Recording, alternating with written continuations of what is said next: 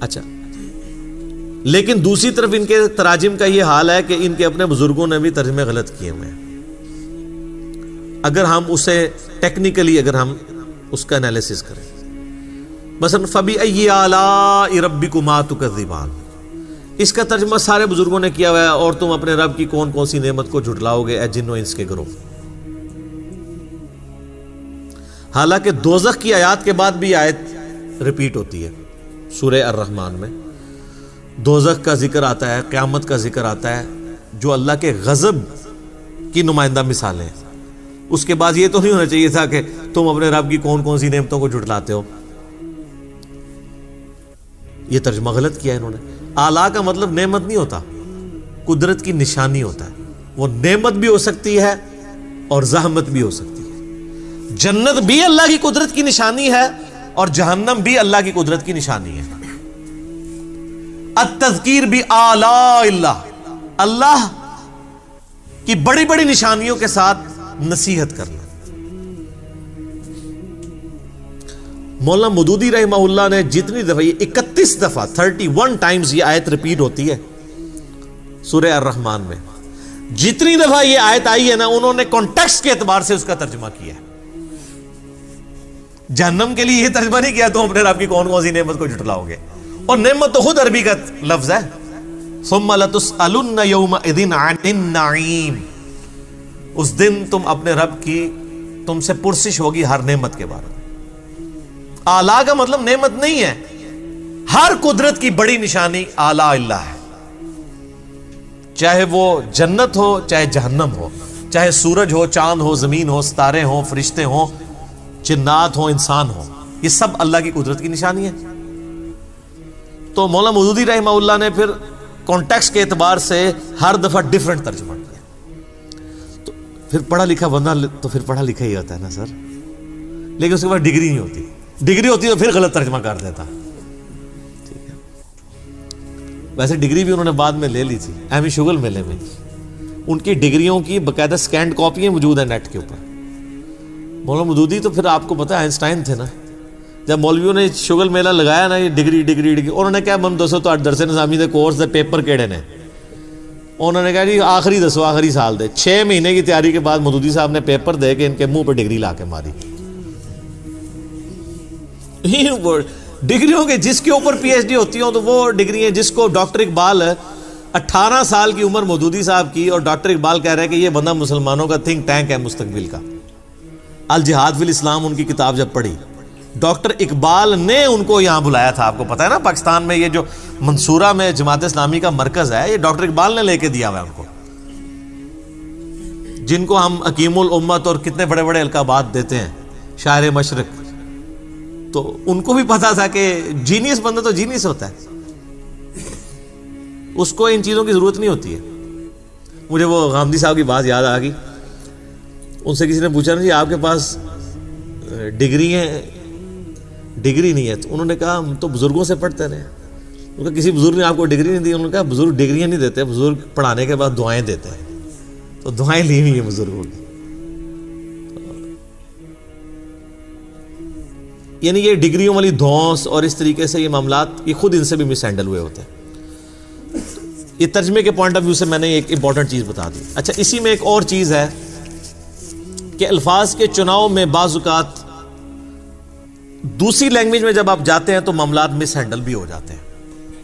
حالانکہ اس میں انٹینشن بری نہیں ہوتی ہے، گستاخی کا فتویٰ نہیں لگنا چاہیے. مثلا واللہ خیر الماکرین، اس کا لفظی ترجمہ یہی ہے کہ اللہ تعالیٰ سب سے بہتر مکر فرمانے والا ہے.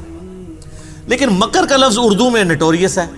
اب اعلیٰ حضرت نے اس کا ترجمہ کیا اللہ تعالیٰ وَمَكَرُوا وَمَكَرُ اللَّهِ، یہ آیت واللہ خیر الماکرین سورہ آل عمران میں. کافروں نے بھی مکر کیا اور اللہ نے بھی اپنی خفیہ تدبیر فرمائی، اور اللہ تعالیٰ سب سے بڑھ کر خفیہ تدبیر فرمانے والا ہے. اچھا، آپ یہ بریلوی لے کے آتے ہیں، وہ کہتے ہیں جی یہ دیکھیں جی یہ ہے بڑا مؤدب ترجمہ. ہم جناب ایک معصومانہ عرض کرتے ہیں، تدبیر تو خود عربی کا لفظ تھا، اللہ نے کیوں نہیں استعمال کیا؟ اللہ کو نہیں پتا تھا بعد میں میری گستاخی ہو جانی ہے مکر کے لفظ سے. اب جن لوگوں نے مکر کا ترجمہ مکر ہی کر دیا، ان کے اوپر یہ وہ لٹھ لے کے انہوں نے مگر پہ کہتے ہیں گستاخی ہوگی گستاخی ہوگی، حالانکہ کوئی ان کی انٹینشن گستاخی کی نہیں تھی. انہوں نے مکر کو انہوں نے کہا نہیں اردو میں مکر نٹوریس لفظ کے طور پہ استعمال ہوتا ہے. انہوں نے کہا بھائی لاکھ انہوں نے یقین دلایا کہ بھائی ہم اس نیت سے نہیں کر رہے ہیں، ٹھیک ہے آپ بہتر ہے جو آپ نے ترجمہ کیا لیکن یہ بھی کوئی غلط نہیں ہے، لیکن پیچھے. اب جب میں نے اعلیٰ حضرت کا سورہ آل عمران سے نکالا ہے کہ صحابہ کرام کہ جب وہ غزوہ احد اور بدر کے کانٹیکسٹ میں تھوڑا سا وہ ڈگمگائے تو وہاں پہ اعلیٰ حضرت نے ترجمہ کیا ہے تم نے نامردی دکھائی، باقیوں نے ترجمہ کیا ہے تم نے کمزوری دکھائی. یہ جو میرا وہ پرائم منسٹر کے دفاع پہ گستاخ صحابہ کا فتویٰ، لاکھوں لوگوں نے میرا وہ کلپ دیکھا ہے، اس میں ایچ ڈی کیمرے میں نے دکھایا نامردی کا لفظ استعمال کیا ہے اعلیٰ حضرت نے صحابہ کرام کے لیے. تو آپ دیں سرٹیفکیٹ عاشق رسول ہونے کا. تو مجھے کئی بریلوی علماء نے بھی فون کیا، کہتے سانو بھی نہیں سی پتا. میں کہا اڑاؤ نا میدان وچ کہو نا کہ اعلیٰ حضرت صحابہ نہ مرد کہہ کے گئے نے. نہ مرد کا کیا مطلب ہے؟ تو وہ تعویل کریں گے نہیں وہ اصل میں شستہ اردو میں کمزوری دکھانے کو نامردی کہتے ہیں. تو سر وہ اگر انہوں نے مکر کا ترجمہ دوسروں نے مکر کر دیا تو ادھر تو آپ ان کو نہیں معاف کر رہے تھے. اردو زبان میں اس وقت نامردی کا مطلب کیا ہے؟ جو اسٹیبلش اردو ہے اپنے بابے کا دفاع کریں گے، دوسرے کے بابوں کی چھوٹی سی بات ہوگی رگڑ دیں گے. لیکن بعض جگہ واقعی معاملات مس ہینڈل بھی ہوئے ہیں، جیسے یہ سورہ الضحیٰ کی آیت ہے وَوَجَدَكَ ضَالًّا فَہَدَىٰ. اب اس کا کئی لوگوں نے ترجمہ غلط بھی کر دیا. مولانا مودودی نے صحیح کیا ہے ترجمہ، امین احسن اصلاحی صاحب نے بھی صحیح کیا ہے، ڈاکٹر اسرار نے بھی صحیح کیا ہے، لیکن اشری تھانوی صاحب باقی لوگوں سے مس ہینڈل ہوا کہ نبی ہم نے تمہیں گمراہ پایا تو ہدایت دی. اب وہ اس کی تعویل کرتے ہیں گمراہی سے مراد ہم وہ گمراہی نہیں لے رہے بلکہ جو بندہ راستے کی تلاش میں ہو. لیکن اب وہ چونکہ الفاظ کا چناؤ ہو گیا غلط، اب یہ پیچھے پڑے ہوئے ہوں. اعلیٰ حضرت نے ترجمہ کیا کیا؟ اے نبی ہم نے تمہیں اپنی محبت میں خود رفتہ پایا تو منزل مقصود تک پہنچا دیا. اب یہی بات وہ بھی کہنا چاہ رہے تھے، یہاں پہ انہوں نے الفاظ کا چناؤ ایسا کیا کہ یہ اس ایک ترجمے کو لے کے وہ پھر لکیر پیٹتے رہتے ہیں، کہتے ہیں دیکھیں جو نبی کو گمراہ مان رہا ہے آپ نے اس کا ترجمہ پڑھنا ہے. تو اب اس طرح کی مس ہینڈلنگ واقعی ہوئی ہے کہ یہ جب عربی کو آپ اردو میں ٹرانسلیٹ کرتے ہیں تو آپ نے اس کانٹیکسٹ میں دیکھنا ہے یہ ضال کا معنی صرف گمراہی نہیں ہوتا. جو شخص کسی کی تلاش میں سرگرداں پھرے نا اسے بھی ضال کہتے ہیں، کسی کی محبت میں ڈوب کے. جیسا کہ حضرت یوسف علیہ السلام کے لیے قرآن میں آیا کہ ان کے والد کے بارے میں ان کے بھائی کہتے ہیں اِنَّ أَبَانَا لَفِي ضَلَالٍ مُبِينٍ، ہمارے ابا تو یوسف کی محبت میں ڈوب چکے ہیں. اب ضال ترجمہ تو وہاں پہ بھی گمراہ ہو سکتا تھا، لیکن ایک بیٹا جو خود مسلمان ہے اس کا باپ پیغمبر ہے، اس نے اپنے باپ کو گمراہ تو نہیں کہنا. اِنَّ أَبَانَا لَفِي ضَلَالٍ مُبِينٍ، ہمارے ابا تو یوسف کی محبت میں ڈوب چکے ہیں.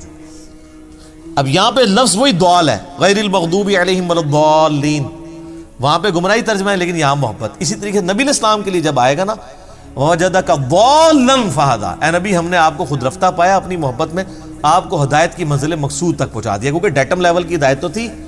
سورہ یونس میں آیت نمبر 15 اور 16 میں آتا ہے کہ نبی علیہ السلام کی اعلان نبوت سے پہلے کی زندگی کو بھی اللہ تعالیٰ نے نبوت کی دلیل کے طور پہ پیش کیا. بنیادی توحید تو آپ کو ہمیشہ سے تھی. نبی تو پیدائشی پیغمبر ہوتا ہے، ہاں مبعوث بعد میں ہوتا ہے. پھر قرآن میں وہ جو آیا ما ضل صاحبکم وما غوا، تمہارے نبی نہ کبھی بہک کے ہیں نہ کبھی بہرا چلے. تو وہاں تو خود اللہ تعالیٰ ہمارے نبی کبھی بھی بہک کے نہیں ہے. تو وَوَجَدَكَ ضَالًّا فَہَدَىٰ کا ترجمہ وہی بنتا تھا جو اعلیٰ حضرت نے کیا ہے یا مولانا مودودی نے کیا ہے یا ڈاکٹر اسرار صاحب نے کیا ہے. تو اس طرح کے مس ہینڈلنگ کی وجہ سے پھر الٹیمیٹلی نقصان. لیکن اب کئی چیزیں ایسی ہیں جس میں مصیبت کھڑی ہوگی. مثلا لا اقسم بہذا البلد، اس کا ترجمہ سب نے کیا ہے اے نبی میں تیرے شہر مکہ کی قسم کھاتا ہوں.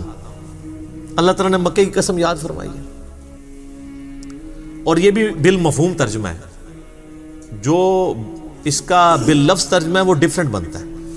وہ یہ بنتا ہے میں تیرے شہر مکہ کی قسم نہیں کھاتا ہوں، لیکن وہ عربی کا سٹائل ہے. چونکہ یہ ایک لٹریچر کی بک ہے اور دعوت کے لیے اتری ہے، تو وہ جو اس طرح کا لا جو سٹارٹ میں آتا ہے نا، لا اقسم بیوم القیامہ، وہ جو پہلا لا ہوتا ہے نا، وہ ان کے عقائد کی نفی کے لیے ہوتا ہے. لا نہیں، غلط کہتے ہو تم. اقسم بیوم القیامہ، میں قسم کھاتا ہوں قیامت کے دن کی. تو وہ لا جو ہے وہ ان کے فرسودہ نظریات کے ساتھ جڑا ہوا ہوتا ہے. لیکن یہ عربی میں تو ہے، اردو میں آپ اس طرح کریں گے تو اردو میں ایسا نہیں اسٹائل ہوتا بولنے کا. تو میں بھی جو کہتا ہوں نا، تو یہ سنت الہی ہے. نہ میں وابی نہ میں بابی، میں ہوں مسلم علمی کتابی.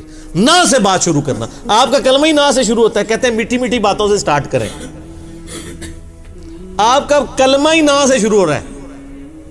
لا پہلے نفی کرنی ہے، پھر اس بات. کوئی معبود نہیں سوائے اللہ کے. اب اعلیٰ حضرت نے اس پہ کیا کیا، انہوں نے بڑی ہوشیاری دکھائی. انہوں نے ترجمہ کیا کہ اے نبی مجھے تیرے شہر مکہ کی قسم. باقی انہوں نے ترجمہ کیا اے نبی ہم تیرے شہر مکہ کی قسم کھاتے ہیں. اب دونوں نے سیم ترجمہ کیا، لیکن بریلوی نے کہا اللہ تو کھاتا نہیں ہے. ہاں دیکھیں گستاخ ہو گئے ہیں، انہوں نے کھانے کی نسبت اللہ کی طرف کر دیا ہے. اللہ تو کہتا ہے نہ اسے بھوک لگتی ہے. وہ تو قرآن میں سورہ نام میں ہے نا کہ اللہ تعالیٰ تم سے سورہ ذاریات میں کھانا نہیں مانگتا، وہ تو خود تمہیں کھلاتا ہے. وہ کہتے ہیں یہ دیکھیں دیوبندی اور اہل حدیث یہ تو اللہ کے کھانے کے قائل ہیں. اور دیکھیں ترجمہ انہوں نے کیا کر. آپ مذاق نہ سمجھیں، یہ کتابیں لکھی ہوئی ہیں، میں کوئی زبانی کلامی بات نہیں کر رہا ہوں. میرے پاس بریلویت، دیوبندیت، اہل حدیث اور شیعت کا وہ نالج ہے جو ان کے اپنے بڑے بڑے گول کیپرز اور بزرگوں کے پاس بھی نہیں ہے. کیونکہ میں پنجابی اس کہنے لگا وچو وڑ کے نکلے ہوئے ہیں. مجھے پتا ہے میں اس ساری گمراہی میں رہا ہوں نا. ہم خود یہ لوگوں کو دھوکہ دیتے رہے ہیں، ہم سے زیادہ کون جانتا ہے. کہتے ہیں کھاتا کھاتا، دیکھیں اللہ کی طرف کھانے کی نسبت کر دی. اللہ تو کھانے سے پاک ہے. اور دیکھیں یہ کتنا مؤدب ترجمہ ہے. تو وہ مؤدب ترجمہ تو میں نے بتا دیا، ان صحابہ کو نہ مرد لکھا ہوا ہے. ایک اور لے جائیں، سورہ نمل میں وہ جو جنات پیش ہوتے ہیں نا، حضرت سلمان علیہ السلام وہ تخت بلقیس کے لیے، تو قال عفریت من الجن، ایک بڑا دیو ہیکل جن بولا کہ میں آپ کی اس مجلس کے برخاست ہونے سے پہلے ہی وہ لے آؤں گا. تو اب وہ عفریت کا ترجمہ اعلیٰ حضرت نے کیا ہوا ہے ایک خبیث جن بولا. تو جو انبیاء کی مجلس میں انبیاء کے یعنی صحبت یافتہ جن ہیں، جو انبیاء کی خدمت پہ مامور ہیں، ان کو یعنی صحابی جن کو خبیث کہا ہوا ہے. اے لو دو لے جاؤ پھر آج تحفے، جڑا کہ نا بڑا بامؤدب ترجمہ ہے.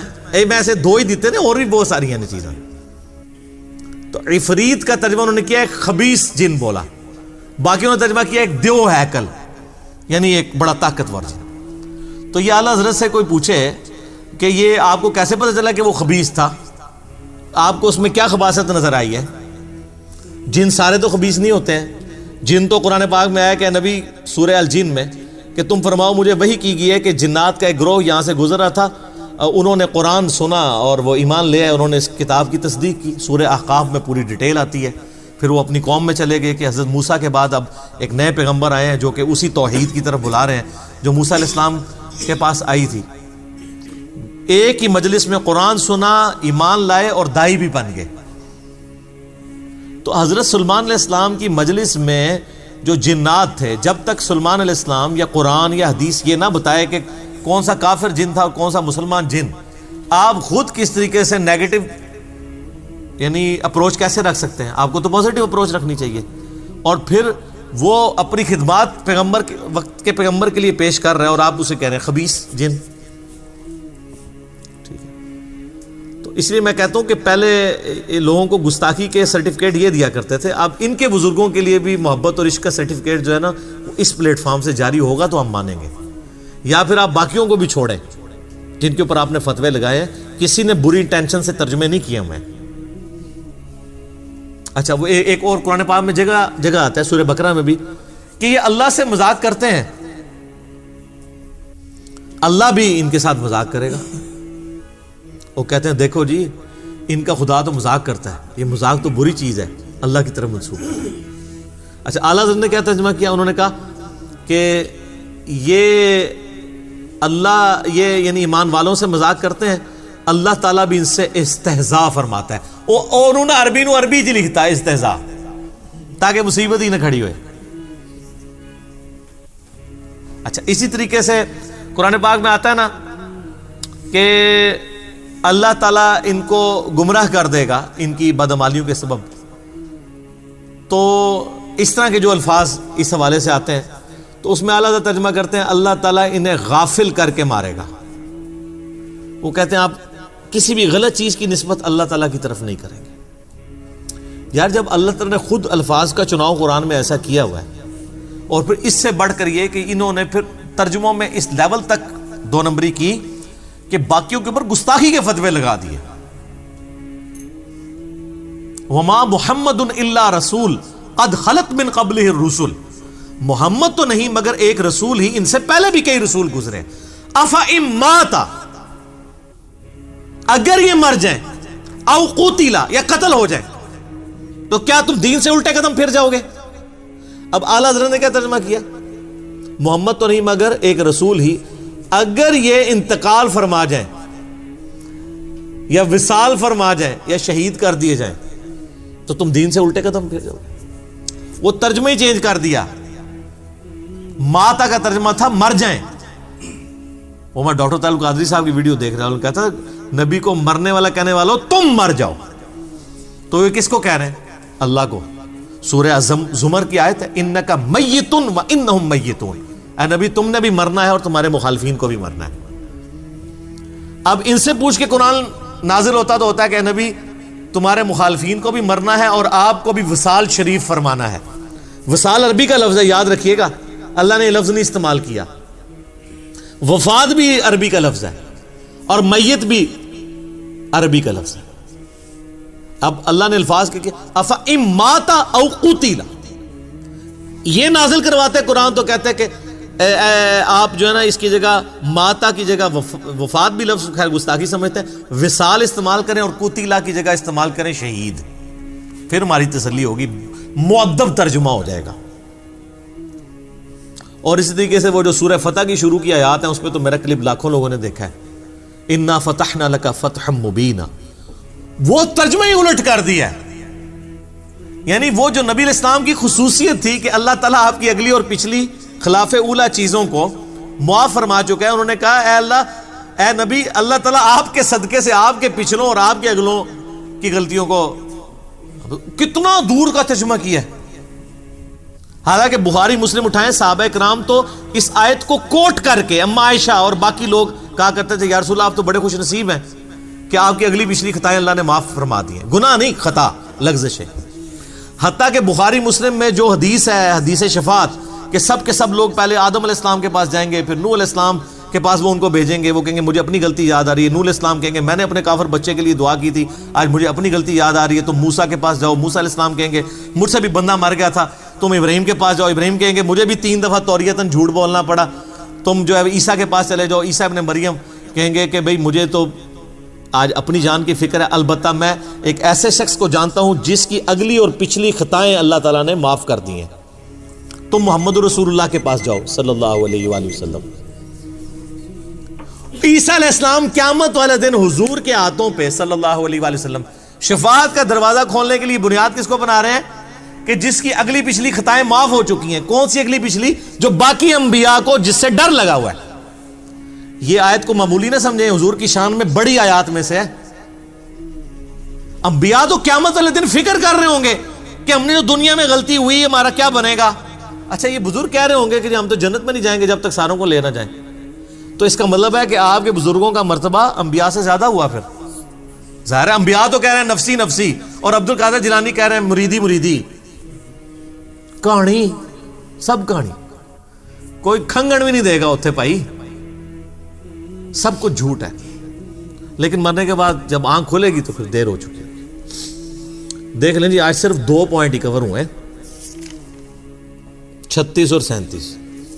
اگلا لیکچر بھی انٹروڈکشن میں جائے گا، لیکن اس کے بغیر حق نہیں ادا ہوتا، ٹھیک ہو گیا۔ اللہ تعالیٰ سے دعا ہے جو حق بات میں نے کہی اللہ تعالیٰ ہمارے دلوں میں راسخ فرمائے، اگر جذبات میں میرے منہ سے کوئی غلط بات نکل گئی اللہ تعالیٰ ہمارے دلوں سے معاف کر دے۔ اللہم صلی علی محمد وعلی آل محمد کما صلیت علی ابراہیم وعلی آل ابراہیم انک حمید مجید۔ اللہم بارک علی محمد وعلی آل محمد کما بارکت علی ابراہیم وعلی آل ابراہیم انک حمید مجید۔ سبحانک اللہم وبحمدک اشہد ان لا الہ الا انت استغفرک واتوب الیک وما علینا الا البلاغ المبین۔ جزاکم اللہ خیر۔